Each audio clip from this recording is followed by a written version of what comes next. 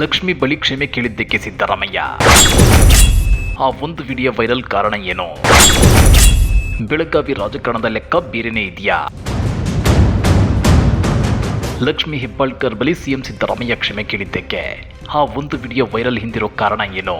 ಬೆಳಗಾವಿ ರಾಜಕಾರಣ ಮತ್ತೆ ಕುತೂಹಲ ಮೂಡಿಸುತ್ತಿರೋದಕ್ಕೆ ಗೊತ್ತಾ? ಅದನ್ನ ಡೀಟೇಲ್ ಆಗಿ ತೋರಿಸ್ತೀವಿ. ಆದ್ರೆ ಅದಕ್ಕಿಂತ ಮೊದಲು ನಮ್ಮ ಚಾನಲ್ ಅನ್ನ ಸಬ್ಸ್ಕ್ರೈಬ್ ಮಾಡ್ಕೊಳ್ಳಿ. ಹಾಗೇನೇ ಪಕ್ಕದಲ್ಲಿರೋ ಬೆಲ್ ಬಟನ್ ಅನ್ನು ಪ್ರೆಸ್ ಮಾಡಿ. ಬೆಳಗಾವಿ ಲೋಕಸಭಾ ಕ್ಷೇತ್ರದಲ್ಲಿ ಪುತ್ರನ ಸೋಲಿನ ಹಿನ್ನೆಲೆಯಲ್ಲಿ ಬೇಸರದಲ್ಲಿರುವ ಸಚಿವೆ ಲಕ್ಷ್ಮಿ ಹೆಬ್ಬಾಳ್ಕರ್ ಬಳಿ ಸಿಎಂ ಸಿದ್ದರಾಮಯ್ಯ ಕ್ಷಮೆ ಕೇಳಿದ ಪ್ರಸಂಗ ನಡೆದಿದೆ. ಈ ವಿಡಿಯೋ ಕೂಡ ಸಾಕಷ್ಟು ವೈರಲ್ ಆಗ್ತಿದೆ. ಹೌದು ವೀಕ್ಷಕರೇ, ಸಿಎಂ ಸಿದ್ದರಾಮಯ್ಯ ಅವರನ್ನ ಭೇಟಿ ಮಾಡಲು ಬೆಳಗಾವಿ ಕಾಂಗ್ರೆಸ್ ನಾಯಕರು ಬಂದಿದ್ರು. ಈ ತಂಡದಲ್ಲಿ ಸಚಿವ ಸತೀಶ್ ಜಾರಕಿಹೊಳಿ, ಅವರ ಪುತ್ರಿ ಸಂಸದೆ ಪ್ರಿಯಾಂಕಾ ಜಾರಕಿಹೊಳಿ ಇದ್ರು. ಜೊತೆಗೆ ಲಕ್ಷ್ಮಿ ಹೆಬ್ಬಾಳ್ಕರ್ ಕೂಡ ಉಪಸ್ಥಿತರಿದ್ರು. ಸಿಎಂ ಸಿದ್ದರಾಮಯ್ಯ ಆಗಮಿಸುತ್ತಿದ್ದಂತೆ ಏನು ಬೆಳಗಾವಿಯವರೆಲ್ಲ ಇದ್ದೀರಾ ಎಂದ್ರು. ಈ ವೇಳೆ ಸಿಎಂಗೆ ಸಚಿವ ಲಕ್ಷ್ಮಿ ಹೆಬ್ಬಾಳ್ಕರ್ ನಮಸ್ಕರಿಸಿದ್ರು. ಇದೇ ಸಂದರ್ಭದಲ್ಲಿ ಸೋಲಿನ ಬೇಸರದಲ್ಲಿದ್ದ ಸಚಿವೆ ಲಕ್ಷ್ಮಿ ಹೆಬ್ಬಾಳ್ಕರ್ಗೆ ಸಿಎಂ ಸಿದ್ದರಾಮಯ್ಯ ಕ್ಷಮೆ ಕೇಳಿದ್ರು. ಭೇಟಿ ವೇಳೆ ಲಕ್ಷ್ಮಿ ಹೆಬ್ಬಾಳ್ಕರ್ ನೋಡುತ್ತಿದ್ದ ಹಾಗೆ ಸ್ವಾರಿ ಅಮ್ಮ ಅಂತೇಳಿ ಸಿಎಂ ಸಿದ್ದರಾಮಯ್ಯ ಹೇಳಿದ್ರು. ಸಿಎಂ ಸ್ವಾರಿ ಎಂದಿದ್ದಕ್ಕೆ ಲಕ್ಷ್ಮಿ ಹೆಬ್ಬಾಳ್ಕರ್ ಕೈ ಮುಗಿದ್ರು. ಬೆಳಗಾವಿ ಲೋಕಸಭಾ ಕ್ಷೇತ್ರದಲ್ಲಿ ಲಕ್ಷ್ಮಿ ಹೆಬ್ಬಾಳ್ಕರ್ ಪುತ್ರ ಮೃಣಾಲ್ ಹೆಬ್ಬಾಳ್ಕರ್ ಸ್ಪರ್ಧಿಸಿದ್ರು. ಪುತ್ರನ ಗೆಲುವಿಗೆ ಲಕ್ಷ್ಮಿ ಹೆಬ್ಬಾಳ್ಕರ್ ಸಾಕಷ್ಟು ಪ್ರಯತ್ನ ನಡೆಸಿದ್ರು. ಆದ್ರೆ ಬಿಜೆಪಿ ಅಭ್ಯರ್ಥಿ ಜಗದೀಶ್ ಶೆಟ್ಟರ್ ಭಾರಿ ಅಂತರದಲ್ಲಿ ಗೆಲುವು ಸಾಧಿಸಿದ್ದಾರೆ. ಇನ್ನು ನೆರೆಯ ಕ್ಷೇತ್ರ ಚಿಕ್ಕೋಡಿಯಲ್ಲಿ ಸತೀಶ್ ಜಾರಕಿಹೊಳಿ ಪುತ್ರಿ ಪ್ರಿಯಾಂಕಾ ಜಾರಕಿಹೊಳಿ ಗೆಲುವು ಸಾಧಿಸಿದ್ದಾರೆ. ಬೆಳಗಾವಿಯಲ್ಲಿ ಕಾಂಗ್ರೆಸ್ ಸೋಲಿನ ವಿಚಾರವಾಗಿ ಆಂತರಿಕವಾಗಿ ಸಾಕಷ್ಟು ಚರ್ಚೆಗಳು ನಡೆಯುತ್ತಿವೆ. ಸೋಲಿಗೆ ಸ್ಥಳೀಯ ನಾಯಕರ ನಿರೀಕ್ಷಿತ ಪ್ರಮಾಣದ ಸಹಕಾರ ಸಿಕ್ಕಿಲ್ಲ ಅನ್ನೋ ಬಗ್ಗೆ ಚರ್ಚೆಗಳು ನಡೆಯುತ್ತಿವೆ. ಬೆಳಗಾವಿಯಲ್ಲಿ ಕಾಂಗ್ರೆಸ್ 5 ವಿಧಾನಸಭಾ ಕ್ಷೇತ್ರಗಳನ್ನು ಹೊಂದಿದೆ. ಆದರೂ ಸ್ಥಳೀಯ ರಾಜಕಾರಣ ಲಕ್ಷ್ಮಿ ಹೆಬ್ಬಾಳ್ಕರ್ ಪುತ್ರ ಸೋಲಿಗೆ ಪ್ರಮುಖ ಕಾರಣವಾಗಿದೆ ಅನ್ನೋ ಚರ್ಚೆಗಳು ನಡೆಯುತ್ತಿವೆ.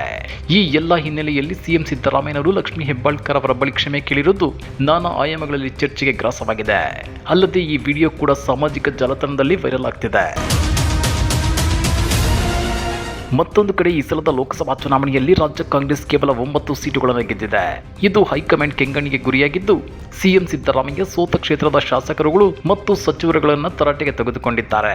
ತಮ್ಮ ಭೇಟಿಗೆ ಬಂದ ಶಾಸಕರಿಗೆ ಮುಖ್ಯಮಂತ್ರಿ ಸಿದ್ದರಾಮಯ್ಯನವರು ನಿಮ್ಮ ಕ್ಷೇತ್ರದಲ್ಲಿ ಎಷ್ಟು ಲೀಡ್ ಬಂದಿದೆ ಅಂತ ಪ್ರಶ್ನಿಸುತ್ತಿದ್ದಾರೆ. ಲೀಡ್ ಕಡಿಮೆ ಬಂದಿದ್ದರೆ ಮುಂದಿನ ದಿನಗಳಲ್ಲಿ ನಿಮಗೆ ಸಮಸ್ಯೆ ಆಗಲಿದೆ ಅಂತೇಳಿ ಎಚ್ಚರಿಕೆ ನೀಡುತ್ತಿದ್ದಾರೆ. ಇದು ಸಹಜವಾಗಿ ಶಾಸಕರಲ್ಲಿ ಆತಂಕವನ್ನುಂಟು ಮಾಡಿದೆ. 18ಕ್ಕೂ ಹೆಚ್ಚು ಸಚಿವರ ಕ್ಷೇತ್ರಗಳಲ್ಲಿ ಲೀಡ್ ಕಡಿಮೆ ಬಂದಿರೋ ವರದಿ ಇದೀಗ ಹೈಕಮಾಂಡ್ ಕೈ ಸೇರಿದೆ. ಬೂತ್ ಮಟ್ಟದಲ್ಲಿ ಪಕ್ಷ ಕೊಂಡೊಯ್ಯುವ ತಯಾರಿ ಮಾಡಿಕೊಂಡಿದ್ದ ಕಾಂಗ್ರೆಸ್ಗೆ ಸಚಿವರಿಂದಲೇ ಸರಿಯಾದ ಸಹಕಾರ ಸಿಕ್ಕಿಲ್ಲ ಎಂಬತ್ತಾಗಿದೆ. ಕರ್ನಾಟಕದಲ್ಲಿ ಫಲಿತಾಂಶ ಕಡಿಮೆಯಾದ ಹಿನ್ನೆಲೆಯಲ್ಲಿ ಸೋಲಿನ ಪರಾಮರ್ಶೆಗೆ ಎಐಸಿಸಿ ಸಮಿತಿ ರಚಿಸಲು ನಿರ್ಧರಿಸಿದೆ. ಎಐಸಿಸಿ ಮಟ್ಟದ ಹಾಗೂ ರಾಜ್ಯ ನಾಯಕರು ಒಳಗೊಂಡ ಸಮಿತಿ ರಚನೆಯಾಗಲಿದ್ದು, ಕ್ಷೇತ್ರವಾರು ಮಾಹಿತಿ ಪಡೆದು ಪರಿಶೀಲನೆ ನಡೆಸಲಿದೆ. ಯಾವ ಕ್ಷೇತ್ರದಲ್ಲಿ ಹಿನ್ನಡೆಯಾಗಿದೆ ಅಂತ ತಿಳಿದುಕೊಳ್ಳಲಾಗ್ತಿದೆ. ಬಳಿಕ ಆಯಾ ಕ್ಷೇತ್ರದ ಶಾಸಕರ ಮತ್ತು ಸಚಿವರ ಭವಿಷ್ಯದ ಬಗ್ಗೆ ನಿರ್ಧಾರ ಕೈಗೊಳ್ಳಲಾಗುತ್ತೆ. ತಮ್ಮ ಭವಿಷ್ಯಕ್ಕೆ ಯಾವುದೇ ಆತಂಕವಿಲ್ಲ ಅಂತೇಳಿ ಕೆಲವು ಸಚಿವರು ಭಾವಿಸಿದ್ರು. ಆದರೆ ಸಮಿತಿ ರಚನೆ ಮೂಲಕ ಭವಿಷ್ಯಕ್ಕೂ ತೂಗುಗತ್ತಿ ನೆತ್ತಾಡುತ್ತಿದೆ.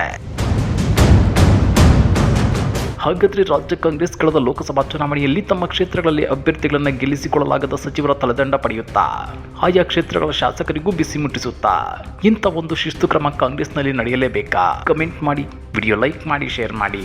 ಇಂಥ ಮತ್ತಷ್ಟು ರೋಚಕ ರಾಜಕೀಯ ಸುದ್ದಿಗಳನ್ನು ಮಿಸ್ ಮಾಡದೆ ನೋಡಬೇಕು ಅಂದರೆ ಹಲೋ ಕನ್ನಡ ಯೂಟ್ಯೂಬ್ ಚಾನಲನ್ನು ಸಬ್ಸ್ಕ್ರೈಬ್ ಮಾಡ್ಕೊಳ್ಳಿ.